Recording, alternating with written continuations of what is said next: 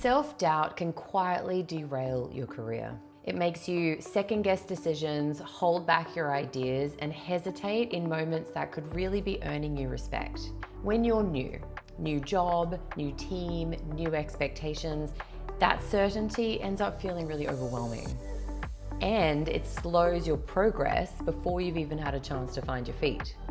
In this video, I'll show you how to interrupt that spiral with practical tools to clear your head, ground your thoughts, and get your confidence back online.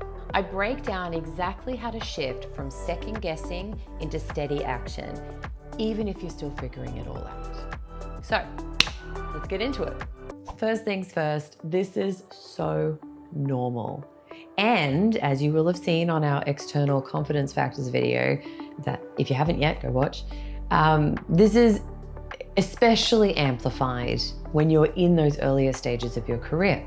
But you're gonna feel this time and time again. Every time you start a new job or you move to a new team or a new project, you're going to have that sensation of things are uncertain, things are new, you have to try to navigate them.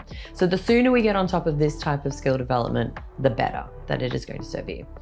So there are two things at play here. One is being uncertain, and the other thing is the act of second guessing ourselves. Now, we have a whole other video where we really unpack uncertainty and how that affects your behaviors at work. I highly recommend you go and watch that video, and that'll help you understand how this is showing up for you.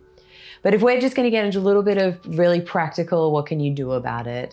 Let's get into that quickly now. So first things first, but right down in this moment, if you can articulate what is it that you are uncertain about. You know, I don't know what step to take next. I don't know if I'm allowed to do such and such. I don't know the right technical skills for whatever it might be. Write down what are you uncertain about, and then write down what do you know. Well, I know this, or I understand that, or I'm aware of these things.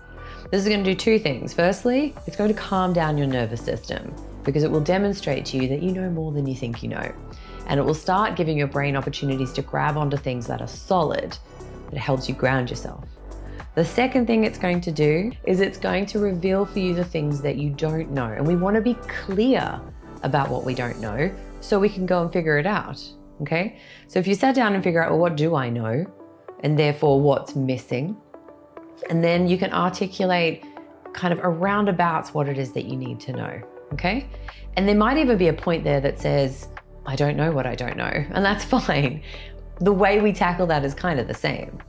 So once we understand what we don't know, we need to take actions to go and find out, okay? That can be scary, I know that. And we're really big here at the Collective on asking questions. Go out there and seek the answers that are going to fill the gaps that will then, you know, make still your uncertainty and help you navigate whatever you're feeling challenged by. Now, this might seem really simple and obvious, but when we go into a fear state, our brain kind of tells us that we go into fight, flight, or fright, right? So when we go into fight or freeze, or flight, and even fight, we can't take actions that are really productive and helpful for us. So if we can start by getting our prefrontal cortex back online by writing down factually, what do we know? What do we need to know? Let's go start asking some questions to find out, fill the gaps, and take action. Now, the second part of this question was around second guessing yourself. So the best thing you can do when you're second guessing yourself is one, do what I just said with that activity of writing down what you do know, because it'll start giving you the opportunity to workshop the thoughts in your head. But secondly, go and run those thoughts by someone you trust, someone who knows what you're speaking about, someone who might be able to give you a steer on it. And this is where, you know, it takes a bit of courage and bravery to be vulnerable and come up and say, you know, I'm going around in circles on something. I can't quite get my head around it. I can't quite decide what's the right course of action, but get in there and speak to someone about it so that they can help you say, you're on the right track there. That's an excellent idea. Keep going in that direction. So definitely try to go and speak to someone about it. The other thing I would really encourage you to do is, especially if you find yourself in a meeting and you're really uncertain and you've got competing thoughts in your head, it is actually fine to put those competing thoughts forward.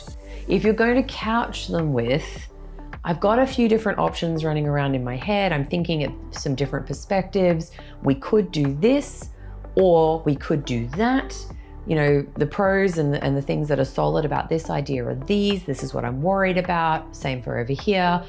And you can actually use the act of second guessing and reframe it as a way of being a bit more robust in your thinking and challenging whatever thoughts are going around in your head. But what we're ultimately trying to do in any of these examples is we're trying to stop the unhelpful thinking pattern that has us in a panic state, and instead bring in whatever certainty we can to get ourselves out of that panic state so we can start thinking clearly and start taking some really productive action. So with those tools now in hand, I encourage you, when you look around, you find yourself in these moments of uncertainty and everything feels new and insurmountable, to just turn to these really solid, one step at a time pieces that you can do to just get back under control. And I promise you, the more you practice them, the better you'll get at them and the faster you'll implement them naturally throughout your entire career.